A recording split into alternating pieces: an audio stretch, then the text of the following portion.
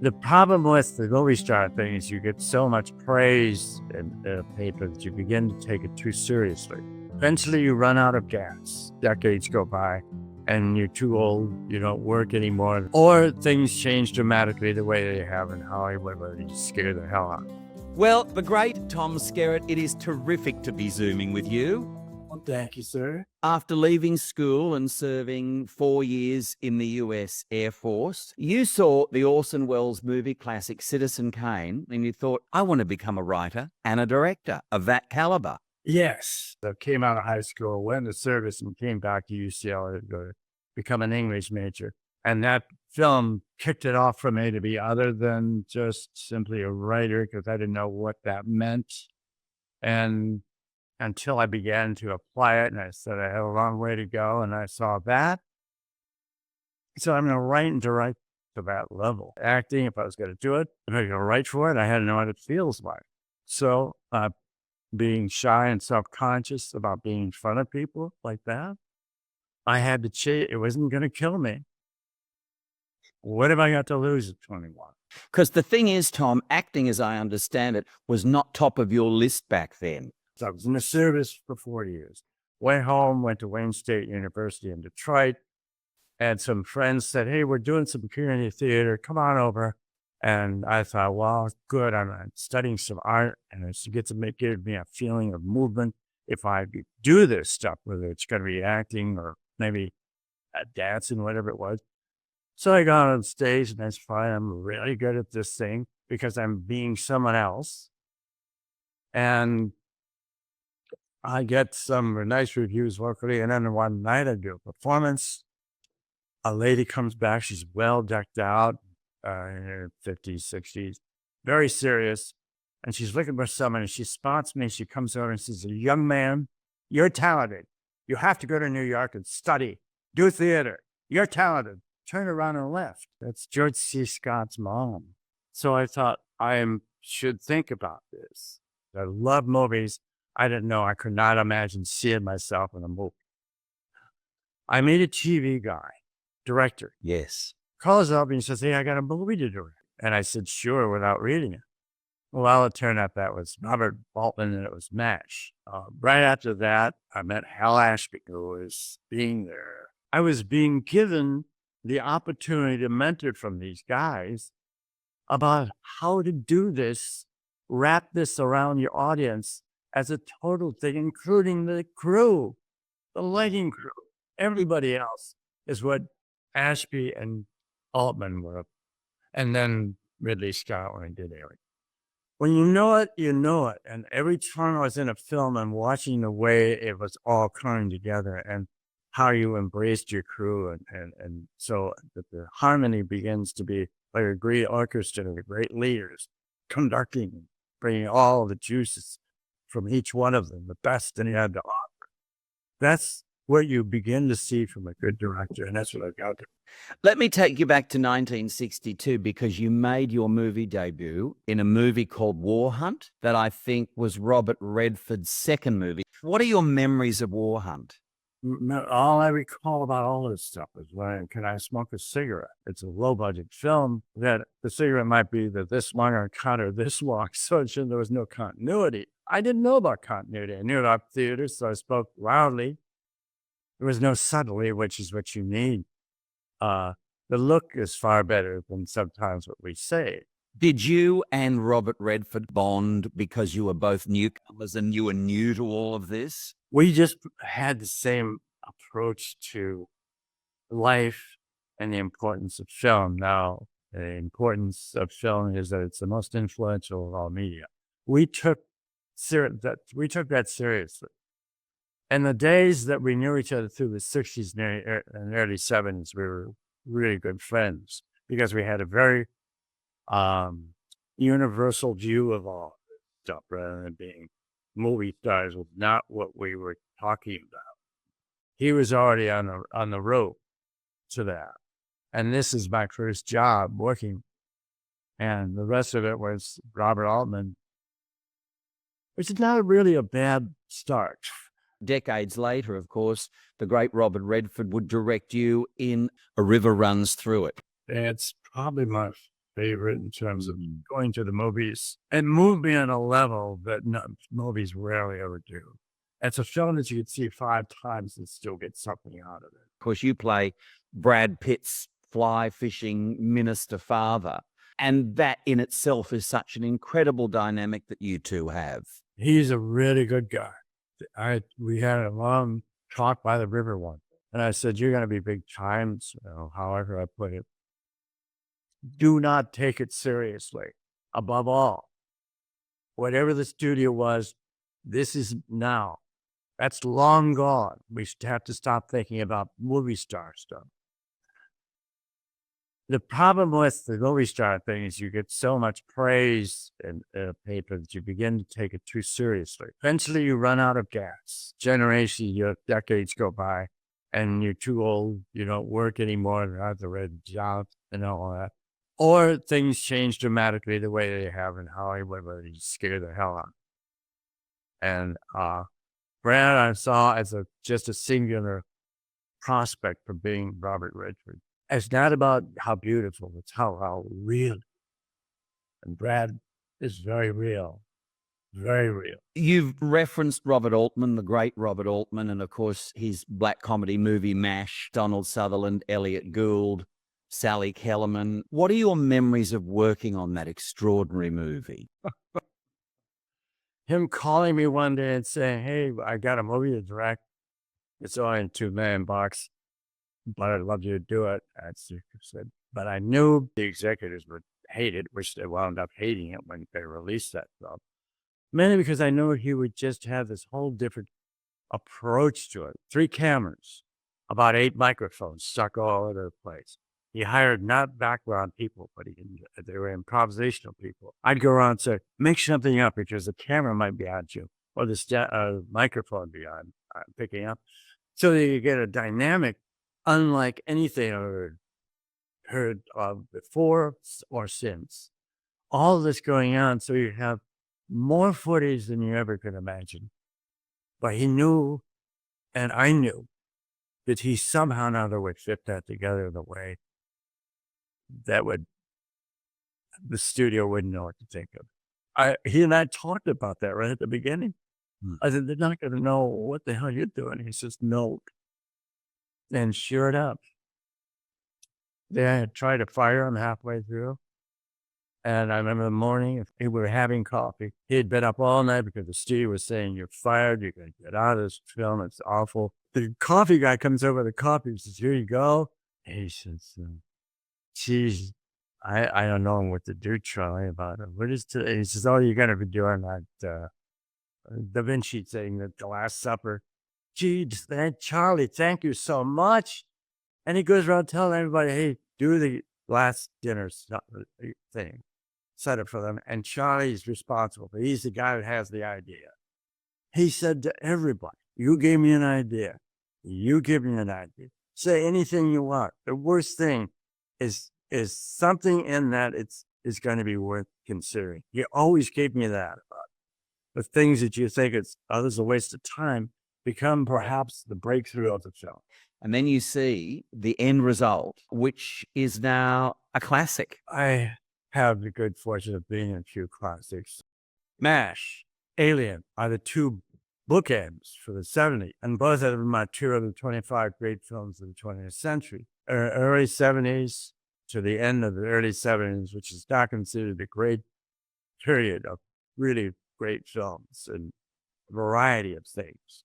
Stories being well told. Following Robert Altman's fabulous MASH movie, they'd offered you a role, I think, in the TV series. That didn't appeal to you. I felt I gave too much to the movie that I didn't really think I could possibly do anything in a television series, because it's a whole other fabrication. Alien, you just referenced Alien, of course, you know, the fabulous Ridley Scott. You originally turned that down, as I understand it, as there was a tiny budget, and I think there wasn't even a director attached. $2 million budget, no, that was it. And no director. So I really was hesitant. I knew that you had to have the right director. It's a script. First of all, we all have to understand script is the format. Like, say a really good dining board The better the diving board, the higher the flip, the better you smooth dry. You just have, it all comes together. And you recognize that when the producer, getting back to Ridley and Alien, the producer calls several days later and says, "Hey, I want you to look at this film. It's called The Duelists, and it's directed by the first-time director is a graphics illustrator. His name is Ridley Scott." I look at it within 5 minutes and say, "I want to do the movie. You pay me a dime." It's about the directors. You just look at it and feel that you got something. And he knew he had something. I knew he had something when he started filling me in on how his approach to it. So Alien is that kind of film, except it was so well crafted that the next level is a masterpiece painting. You and Ridley Scott, of course, went on to become great friends, didn't you? We became good friends, but friends cannot exist in the business we're in because, one, he lived in England, I live up here in Seattle. We live too far apart. We have families that have responsibilities. That's the way I see it. That's the way Ridley was. That's the way Redford was. We don't live in the same territory, physically in reality. So we cannot continue the friendship we once started. Brad Pitt was very aware that he had to keep himself cautious. He was very cautious. Tom Cruise, the same thing. These guys were on their way up, and you knew they were going to be big. And you try to say that to them and say, "I wish them well in their big lives." That kind of movie star thing is you really isolate yourself because too many people are asking you too much of what they want from you. Most of them are really nice people and you can break through that guard you can put up. You got to work with Ridley's brother, Tony Scott. He directed Top Gun. And you referenced, of course, you were there when you saw Tom Cruise and his career beginning to soar. Tom's on his way up. He's going to be high. And I asked him, "How come you got to be so good so young?" And he says, "Because I watch guys like you, Anna, sir."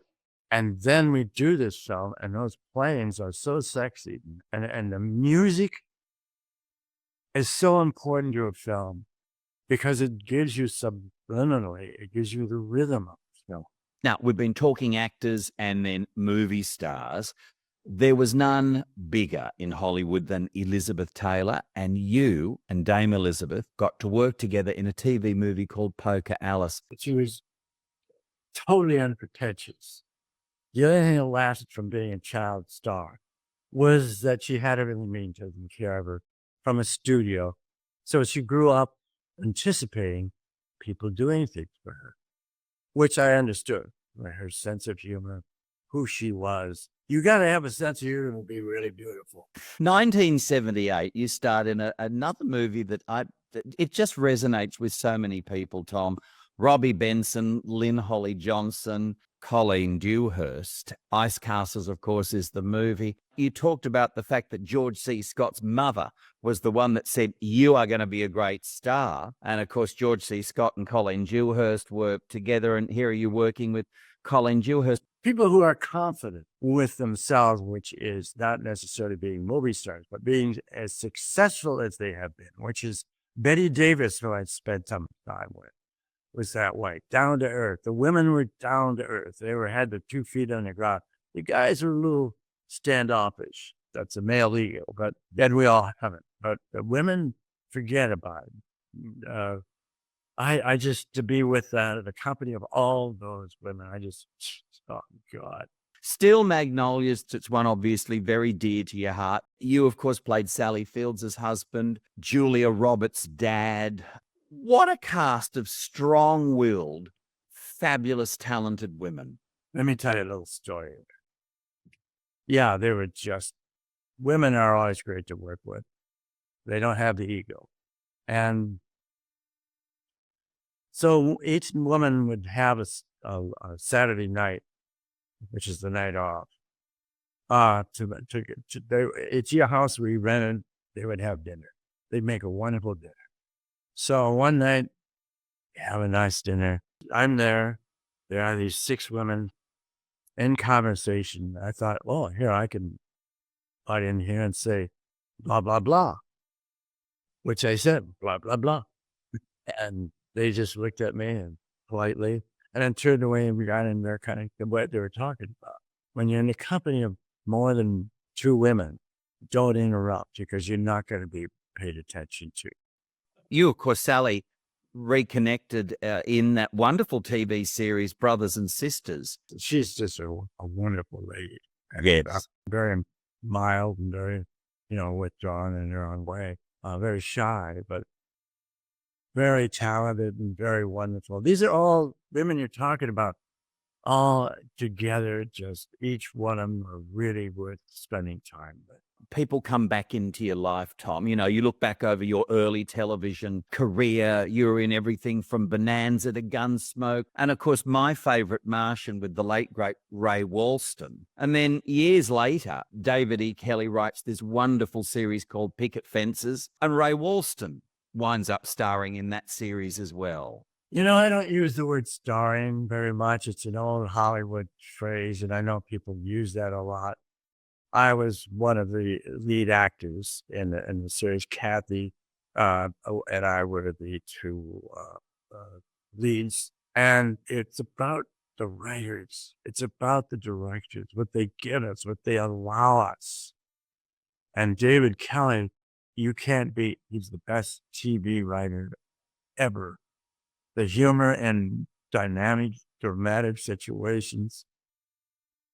We couldn't wait till next week's script came along. The crew couldn't wait because everybody laughed. And they made very few changes. And that's unusual for a television series. He's the best. A project very close to your heart is something called the Red Badge Project. And this is your way of giving back, Tom, because you'd been in the Air Force, you'd been in the military, you saw what it was like. Now, Tom, tell me about the Red Badge Project. Giving back them who they are now. We were teaching storytelling. I get word, you notice that there were 22 vets committing suicide, post-traumatic stress from those wars we fought.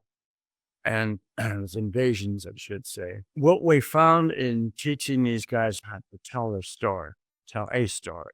I want to be one to start it. Expose yourself. Bring it out. It becomes a leader of this.